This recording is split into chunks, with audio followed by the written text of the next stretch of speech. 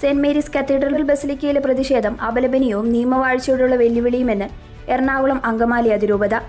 Zero Malabar സഭയുടെ ആസ്ഥാന ദേവാലയമായ saint Mary's cathedral ബസിലിക്കയിൽ December 10 മുതൽ സഭാവിശ്വാസികളെന്ന വ്യാജേന ഏതാനും പേർ നടത്തുന്ന പ്രതിഷേധ പരിപാടി അപലപനീയവും സഭാ സംവിധാനങ്ങളെയും സമാധാന അന്തരീക്ഷത്തെയും തുരങ്കം വയ്ക്കുന്നതുമാണ്. 2000-ലധികം കുടുംബങ്ങളുള്ള ബസിലിക്ക ഇടവകയിൽ നിന്നുള്ളവരും അല്ലാത്തവരുമായ വിരലിലെണ്ണാവുന്ന ഏതാനും പേർ പള്ളി കൈയടക്കിയെന്ന ഭാവത്തിൽ ഇരുപ്പുറപ്പിക്കുന്നത് നീതിന്യായ വ്യവസ്ഥയെ തന്നെ വെല്ലുവിളിക്കുന്നതും ആരാധനാ സ്വാതന്ത്ര്യത്തെ നിഷേധിക്കുന്നതുമാണ്.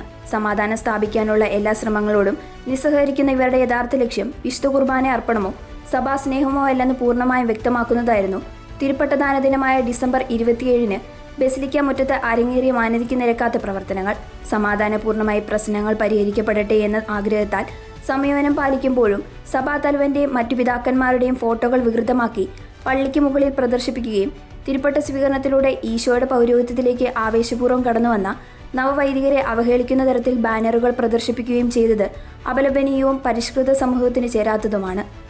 അതിരൂപതയിൽ സമാധാനം നിലനിർത്തുന്നതിന്റെ ഭാഗമായി സീറോ മലബാർ സിനഡിന്റെ അംഗീകാരത്തോടും പരിശുദ്ധ സിംഹാസനത്തിന്റെ സമ്മതത്തോടും കൂടി നടത്തപ്പെടുന്ന സമവായ ശ്രമങ്ങളെ സഭാവിരുദ്ധമെന്ന് വിശേഷിപ്പിച്ച് പ്രശ്നങ്ങൾ സൃഷ്ടിക്കുന്നവർ യഥാർത്ഥ സഭാസ്നേഹികളല്ല എന്ന് നിസ്സംശയം പറയാം.